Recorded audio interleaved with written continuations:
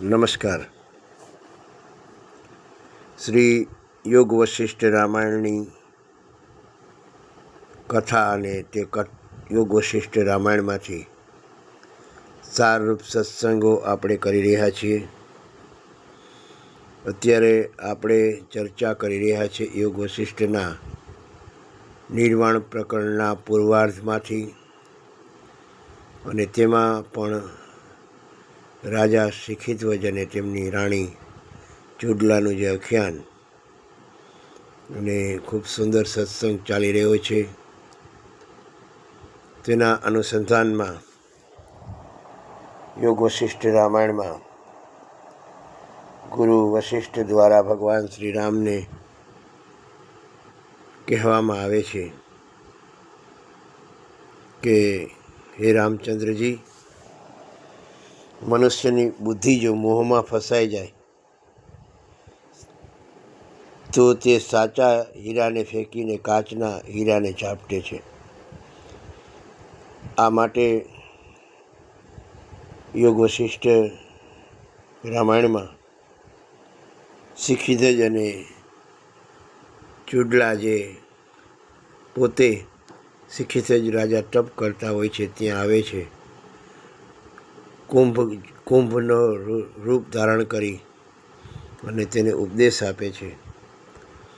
અને એ દરમિયાન સત્સંગમાં બે દ્રષ્ટાંતો આપે છે. એક છે ચિંતામણીનો ત્યાગ અને વિંધ્યાગીરી હાથીઓની કથા. આ વાતને આપણે વધુ આગળ લઈ જઈએ તે પહેલાં મારી આ ચેનલને સબસ્ક્રાઈબ કરજો, લાઈક કરજો અને શેર કરજો. અને આ વાતને આગળ ચલાવતા સંક્ષિપ્તમાં કહીએ તો તેમાં વાત છે ચિંતામણીનો ત્યાગ અને કાચને ગ્રહણ કરવાની કથા. એક મહાન તપસ્વી ઋષિ લાંબા વર્ષો પછી કઠિન તપશ્ચર્યા કરી અને ચિંતામણી નામનું રત્ન પ્રાપ્ત કરે છે. એ ચિંતામણી રત્ન એટલો ચમત્કારી હતો કે મનુષ્ય જે ઈચ્છે તે તરત પૂર્ણ થઈ જાય. પણ તેની બુદ્ધિ પર અજ્ઞાનનો પડછાયો હતો. તે ચિંતામણીને ઓળખી શકતા નથી અને રસ્તામાં પડેલો એક કાચનો ટુકડો ઉઠાવી લીધો. લોકોએ પૂછ્યું કે મુનિ, આ કેમ કર્યું? ચિંતામણી તો ખૂબ અમૂલ્ય હતો અને આ કાચ તો નિરર્થક છે, કોઈ કામનો નથી. ત્યારે મુનિએ કીધું કે મને લાગે છે કે આ કાચ જ ચિંતામણી છે અને આ જ સાચો તેજસ્વી રત્ન છે. આ રીતે અજ્ઞાનથી ઋષિએ અમૂલ્યને તજીને મૂલ્યહીનને સાચું માન્યું. આનો અર્થ એ થાય કે મનુષ્ય જ્યારે વિવેક ગુમાવે ત્યારે તે સત્યને છોડી અને અસત્યમાં ફસાઈ જાય છે. આ અમૂલ્ય આત્મ સ્વરૂપને છોડી નાશવંત જગતના મોહમાં મગ્ન થઈ જાય છે. ત્યારબાદ તેમાં એક બીજી પણ વાત કરવામાં આવી છે, અને એ છે વિંધ્યાગીરીના હાથીઓનું આખ્યાન, જેને પણ આપણે એક સંક્ષિપ્તમાં જોઈએ તો વિંધ્ય પર્વતોમાં ઘણા બધા હાથીઓ રહેતા હતા. તેઓ વિશાળ કદના અને બળવાન હતા, અને વરસાદના દિવસોમાં તે હાથીઓ ઊંડા કાદવમાં જઈ રમતા. એક દિવસ એક જૂથ હાથીઓનો કાદવમાં ફસાઈ ગયા. ગમે તેટલા છૂટવા મથતા તેટલા તેઓ વધુ ફસાતા ગયા.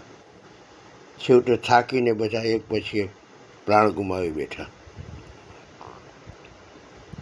આનો અર્થ એ થાય છે કે માણસ જ્યારે ઇન્દ્રિય સુખના કાદવમાં ઉતરે છે ત્યારે ધીમે ધીમે તે મોહમાં ફસાઈ જાય છે. જેટલું છૂટવા મળશે તેટલું વધારે મોહ માયા તરફ ખેંચાશે અને અંતે શાંતિ ગુમાવી બેસે છે. કુંભના આ ઉપદેશ રૂપ આખ્યાનમાં કુંભ મુનિએ કીધું હતું કે હે રાજન, જે માણસ ચિંતામણી જેવા અમૂલ્ય આત્મ સ્વરૂપને છોડીને કાચ જેવા અસ્થિર વિષયોની ઝપટે છે તેનું અવશ્ય પતન થાય છે. અને જેમ વિંધ્યાગીરીના હાથીઓ કાદવમાં ફસાઈ ગયેલા, તેમ અતિ ઇન્દ્રિય સુખમાં ફસાયેલો માણસ મુક્તિની રાહ ગુમાવે છે. એટલે આ રીતના બે દ્રષ્ટાંત તેમાં આપવામાં આવેલા છે, જેનો આપણે સારરૂપ સત્સંગ ટૂંકમાં રજૂ કર્યો. અને આ પ્રકારના ઘણા બધી જે આપણા જીવન સ્પર્શી વાતો છે તે બધી તેમાં ખૂબ જ વિસ્તારથી આપવામાં આવેલી છે, પરંતુ આપણે તેને સંક્ષિપ્તમાં સારરૂપ સમજી રહ્યા છીએ. તો જોડાયેલા રહેજો આ ચેનલ સાથે, અને દરરોજ થોડો સારરૂપ સત્સંગ યોગ વશિષ્ઠ મહારામાયણમાંથી આપણે કરતા રહીશું. તો મારી આ ચેનલને સબસ્ક્રાઈબ કરજો, લાઈક કરજો અને શેર કરજો. ફરી મળીશું આવતીકાલે કોઈ નવા જ વિષય સાથે. ત્યાં સુધી ભગવાન શ્રી રામ આપ સર્વનું કલ્યાણ કરે. કારણ કે આજના દ્રષ્ટાંતમાંથી આપણે એ જોયું